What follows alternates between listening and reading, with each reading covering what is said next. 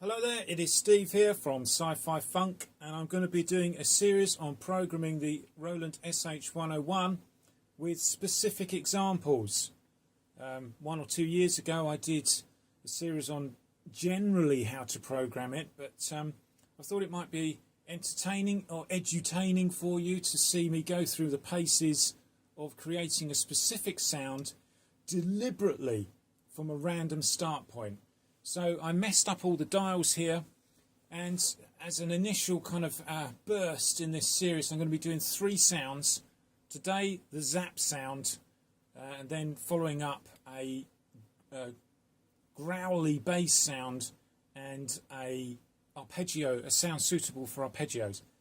So, and all of these sounds you can hear on the intro and outro of Sci-Fi Funk episode 11. Which is my animated science fiction series set in 2064. I encourage you to at least listen, if you're not interested in the animation, fine, but at least listen to the intro and outro, and then you'll know what I'm talking about and how these sounds work in the context of a mix. So the Zap sound, that's what we're focusing on today. And if I'll play this random sound, don't know what it sounds like. Really ugly. I hope that's loud enough. Let's just... there you go. So, first thing you can hear there is there's noise in the sound. We don't want that. That's this lever here. I hope all of this is viewable for you. I'm going to be sending these out in 1080. If it's not, then you've got the layout here. I'm imagining you're watching this because you've got one of these. You can see where I'm pointing. Or have a look at the close-ups on the programming series. So I'm taking noise off. Okay, so now we've got a sound without noise, and the very first thing I tend to go to, apart from noise, which I find very irritating if it's not supposed to be part of the sound, is in fact over here on the envelope. That's the real, it makes the biggest difference. So we want this to be a zap sound, so I don't want any attack. So it's on. And then I want a minimum delay, and then I want it off and no release. So in other words, I'm going to press it, and this thing is going to, if I hold it down, it's going to fade out to nothing, assuming these things are set appropriately. Okay, and it does. Now why is that? That's because I've got the thing set to envelope. If it was set to gate, it would stay on then. But I've got it set to envelope, so the amplitude is envelope based. I've got it to gate and trigger, so the sound is going to play through this envelope upon it being hit. Okay, so we're doing a zap sound. Now we want the sound to be as clean as possible, so we don't need any modulation applied. We'll whack the envelope up, we'll whack the keyboard up. That's the amount the keyboard tapers the sound over time, but if it's on 10, it shouldn't be tapering it at all. Let's just run through here. You can hear the same amount of filter going through. If I was to take that down, good, don't make any difference. That's due to other things going on. It's beyond the range of this particular tutorial. So the most important thing here is these two. This is what's going to give you your zap sound, the frequency and the resonance. Now, the frequency is how much of the frequency you're allowing through. So, fully down. So that's the sharpness of the sound, if you like, or the tone you're allowing through. Then the resonance is the boosting of the cut-off point. The more you put it up, the more it boosts it. So, with allowing everything through, this won't make any difference.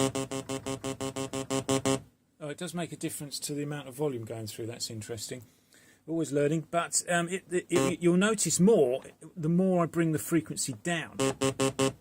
So if I bring it half and now start boosting this.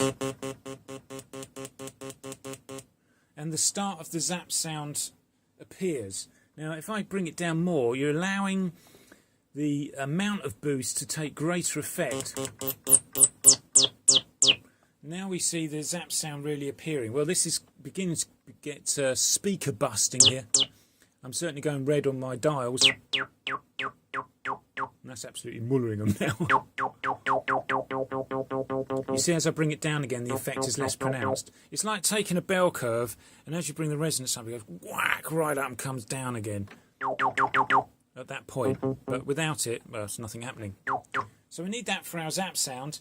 Now you'll notice that we've got it's still got the pitch. We don't really want that. Can you hear the sound in it? So let's take the source mixing out. And here we are with our Zap Sounds. Now the rest of it doesn't really apply. Maybe the range. No, sorry. Oh yes, it does down here. Got the wrong range. So that's transposing. So you've got a full range here. Now what is that? So that's 1, 2. It's nearly 3 octaves. So nearly 5 octaves worth. That's your Zap Sound. So now you've got the basic sound and you know how to create it, which is essentially take the sound off, whack up the resonance. Frequency then, you can play with this according to the sound that you want. And now what we're left with is the speed and the shape of this sound. So as I bring the decay down, that's the sound. That is the sound I wanted to get to. So now, do you want it as a kind of hit? Oh, sorry. Or do you want it as take a bit of the attack off?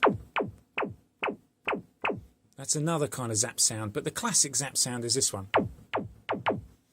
Okay, I'm going to stray slightly from the Zap Sound just to show you the possibilities. That's the Zap Sound. That's what we're aiming for, and it's used on episode 11. But if you want it repeating, you can whack up the modulation and then put up the sustain.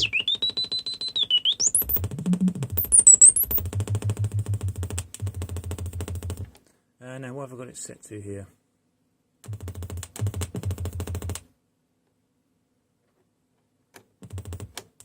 Sorry. Yeah, that's once, because it's on gate and trigger.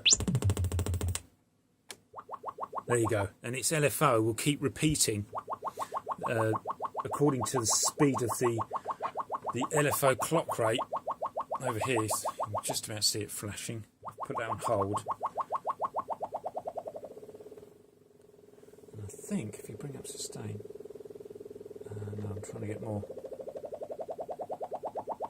More volume out. Perhaps changing to gate will. Oh, there you go. So did that happen off camera? No. Yeah, changing to gate just says let's go on and off.